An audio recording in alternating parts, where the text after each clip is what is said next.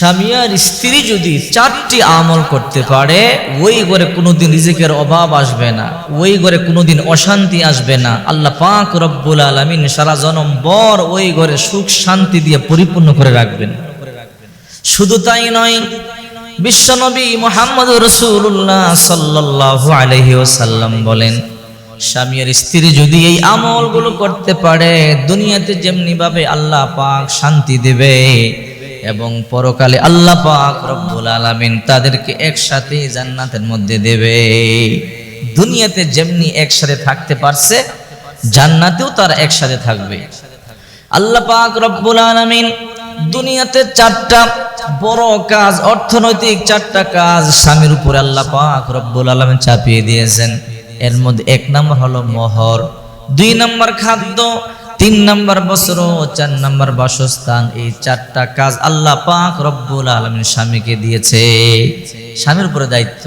আল্লাহ পাক রব্বুল আলামিন বলেন, وآتوا النساء صدقاتهن نحلة فإن تبن لكم عن شيء منه نفسا فكلوه هنيئا مريئا। আল্লাহ পাক বলেন, তোমরা তোমাদের স্ত্রীদেরকে মোহর দিয়ে দাও। আল্লাহ পাক রব্বুল আলামিন মোহরকে ফরজ করে দিয়েছেন।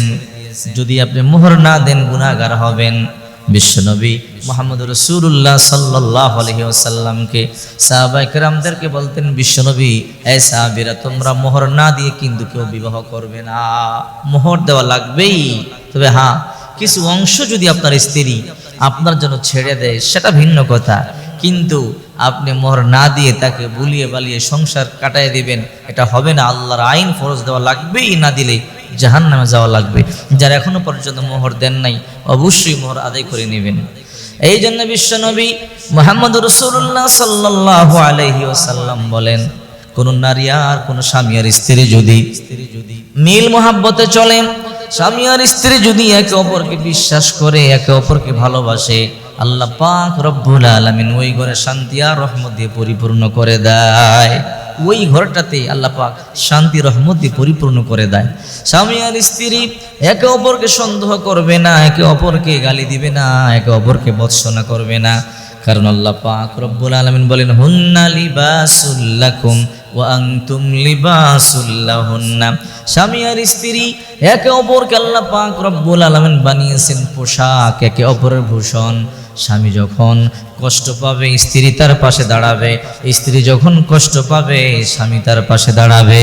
বিশ্বনবী বলেন, কোন স্বামী আর স্ত্রী যদি শেষ রাত্রিতে তাহাজ্জুদ পড়ার জন্য উঠে, স্ত্রী উঠতে চায় না, স্বামী একটু পানি ছিটা দেয়, অথবা স্বামী উঠতে চায় না, স্ত্রী একটু পানি ছিটা দেয়, এই দৃশ্য দেখে আমার আল্লাহ তাআলা হাসতে থাকে।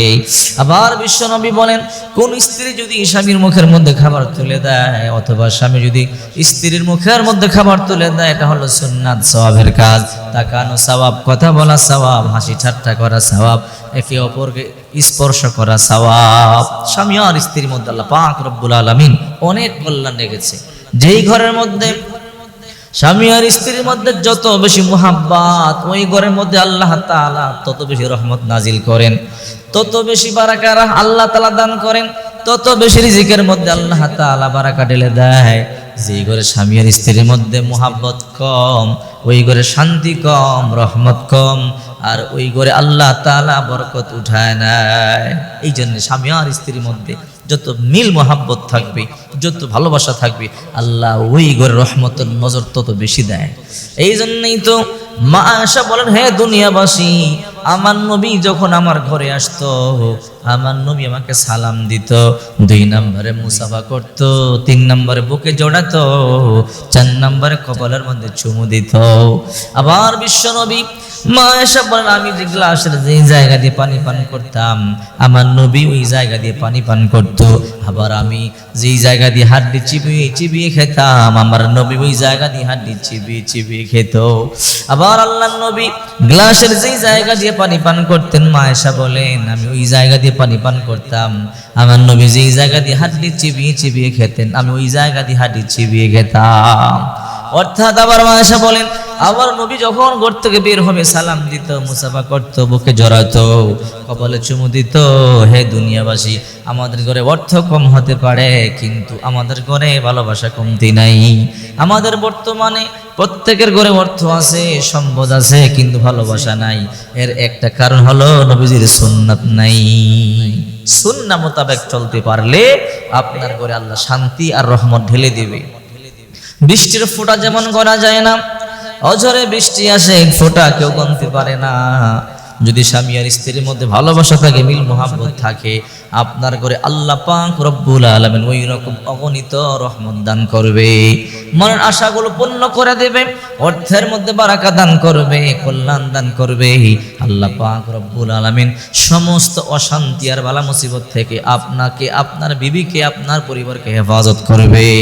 স্বামী আর স্ত্রীর ভালোবাসা এটা এমন এক শক্তি যা গোটা দুনিয়া এর মধ্যে পরাজয় বরণ করতে বাধ্য হয়।